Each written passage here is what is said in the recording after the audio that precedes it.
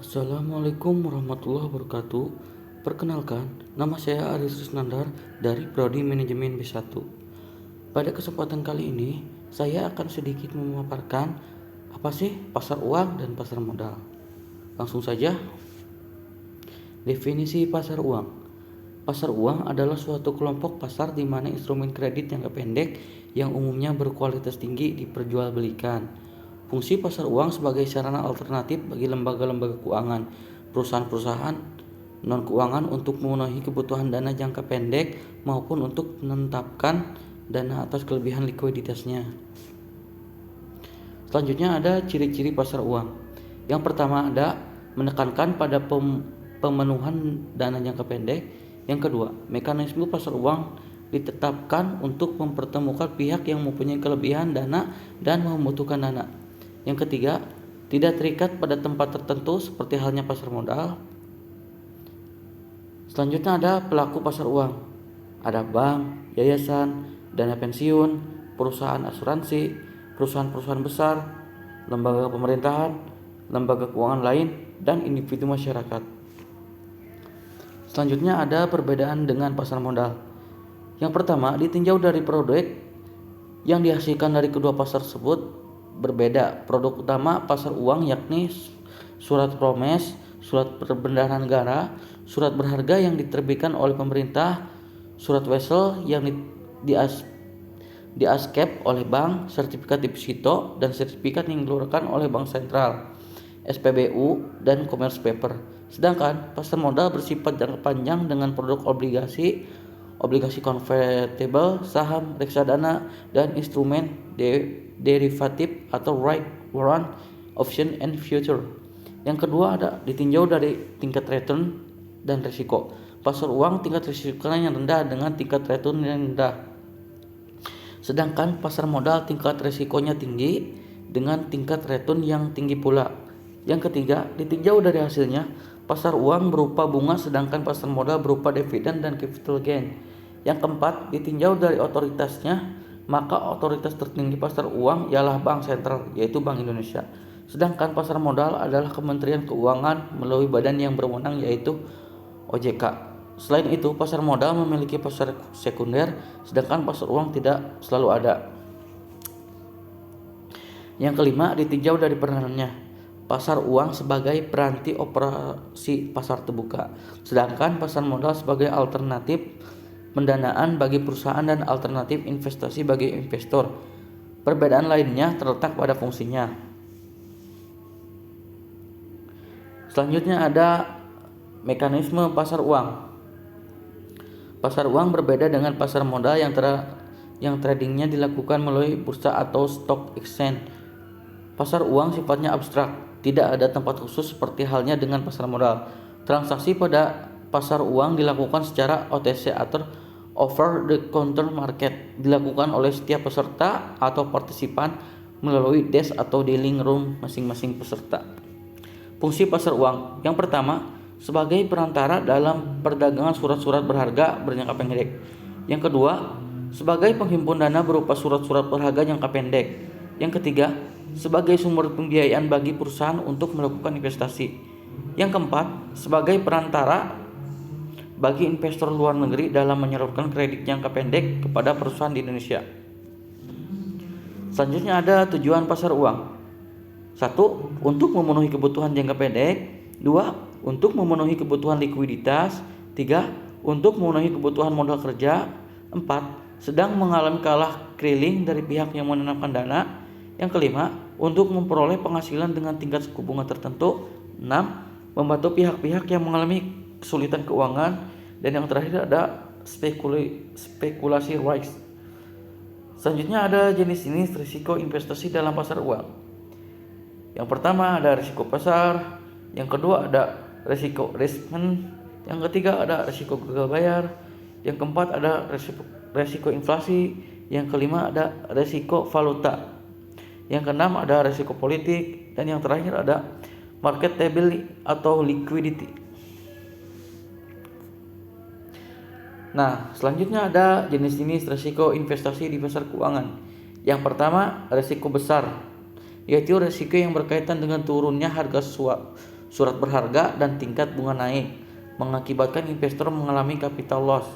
Yang kedua, resiko reinvestment, yaitu resiko terhadap penghasilan suatu aset finansial yang harus diinvest dalam aset yang berpendapatan rendah, atau resiko yang memaksa investor menempatkan pendanaan yang diperoleh dari bank kredit atau surat-surat berharga ke investasi yang berpendapatan rendah akibat turunnya tingkat bunga. Yang ketiga, resiko gagal bayar, yaitu resiko yang terjadi akibat peminjam atau debitur tidak mampu memenuhi kewajibannya sesuai dengan yang diperjanjikan. Yang keempat, resiko inflasi, ialah resiko daya beli atau pricing power rise. Untuk menghadapi hal tersebut, kreditur biasanya berusaha mengimbangi proyeksi inflasi dengan mengenakan tingkat bunga yang lebih tinggi. Yang kelima, ada resiko valuta, yaitu resiko yang timbul karena fluktuasi kurs valuta. Yang keenam, ada resiko politik.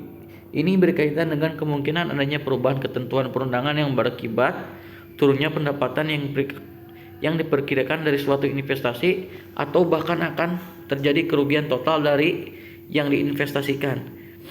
Yang ketujuh, ada marketability. Ini dapat terjadi apabila instrumen pasar uang yang dimiliki sulit dijual kembali sebelum jatuh tempo.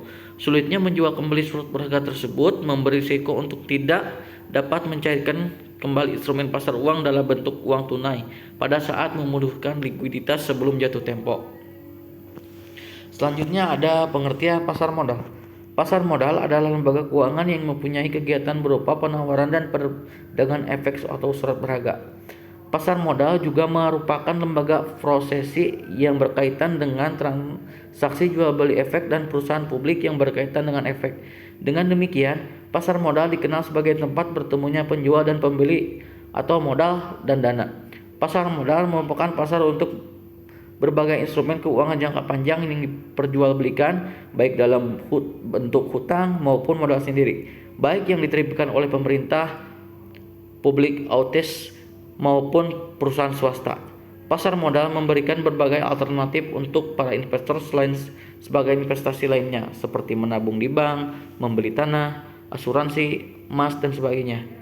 Pasar modal merupakan penghubung antar investor pihak yang memiliki dana dengan perusahaan pihak yang memerlukan dana jangka panjang, ataupun institusi pemerintah melalui perdagangan instrumen melalui jangka panjang, seperti surat berharga yang meliputi surat pengakuan utang, surat berharga konvensional atau commercial paper, saham, obligasi, tanda bukti hutang, warrant, dan right issue. Fungsi pasar modal sebagai tempat bertemunya pihak yang memiliki dana dengan pihak yang memerlukan dana jangka panjang, mempunyai dua fungsi, yaitu ekonomi dan keuangan. Di dalam ekonomi, pasar modal menyediakan fasilitas untuk memindahkan dana dari pemilik dana ke pihak yang memerlukan dana jangka panjang. Dengan menginvestasikan dananya, para pihak pemilik dana mengharapkan adanya imbalan atau return dari penyerahan dana tersebut. Sedangkan bagi perusahaan sebagai pihak yang memerlukan dana jangka panjang, adanya dana dari luar dapat digunakan untuk usaha pengembangan usaha tanpa menunggu dana dari hasil operasi perusahaannya. Di dalam keuangan, dengan cara menyediakan dana yang diperlukan oleh perusahaan atau pihak yang memerlukan dana dan pemilik dana tanpa harus terlibat dalam pemilikan aktiva real. Selanjutnya ada instrumen pasar modal. Yang pertama ada saham. Saham adalah tanda penyertaan modal pada suatu perusahaan perseroan terbatas. Manfaat yang diperoleh dari pemilikan saham adalah dividen atau bagian keuntungan yang dibagikan kepada pemilik saham. Capital gain, keuntungan yang diperoleh dari selisih positif harga beli dan harga jual saham. Dan manfaat non finansial, yaitu mempunyai hak suara dan aktivitas perusahaan. Saham yang diterbitkan emiten pihak yang memerlukan penawaran umum ada dua macam, yaitu saham biasa dan saham istimewa. Perbedaan saham ini berdasarkan pada hak yang melekat pada saham tersebut. Hak ini meliputi hak atas penerimaan dividen, memperoleh bagian kekayaan jika proses likuidasi setelah dikurangi semua kewajiban perusahaan. Yang kedua ada obligasi.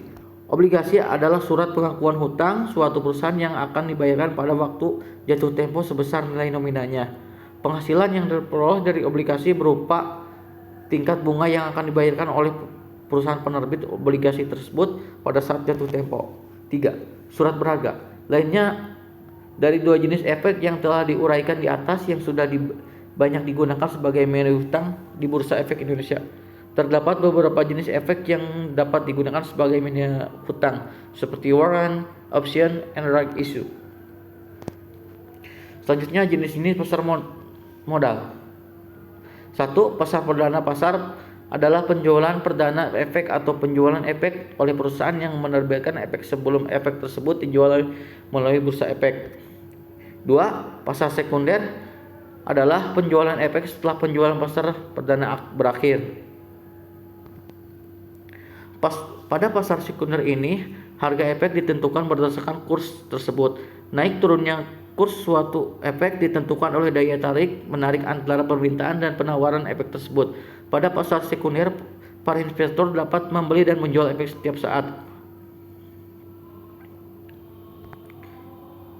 Selanjutnya, entitas yang terlibat dalam pasar modal. 1. Emiten adalah perusahaan yang menjual pemiliknya kepada masyarakat atau go public. Ada beberapa tujuan suatu perusahaan yang go public, yaitu memperoleh tambahan dana yang digunakan dalam perusahaan usaha, melakukan pengalihan pemegang saham, dan mengubah mempergi modal. Yang kedua, ada investor atau pemilik dana, adalah badan atau perorangan yang membeli pemilikan suatu perusahaan go public. Permodalan perorangan adalah orang atau individu yang di atas namanya sendiri melakukan penanaman modal.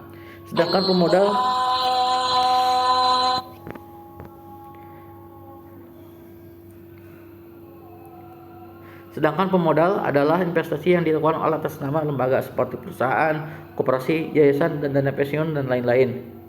Yang ketiga, ada lembaga penunjang. Lembaga berfungsi sebagai penjamin emisi atau underwriter, penanggung jawab, guarantor, wali amanat, perantara perdagangan efek atau broker, pialang, pedagang efek, dealer, perusahaan surat berharga, dan lain-lain. Oke, cukup sekian saja presentasi dari saya. Kurang lebihnya mohon maaf. Wassalamualaikum warahmatullahi wabarakatuh.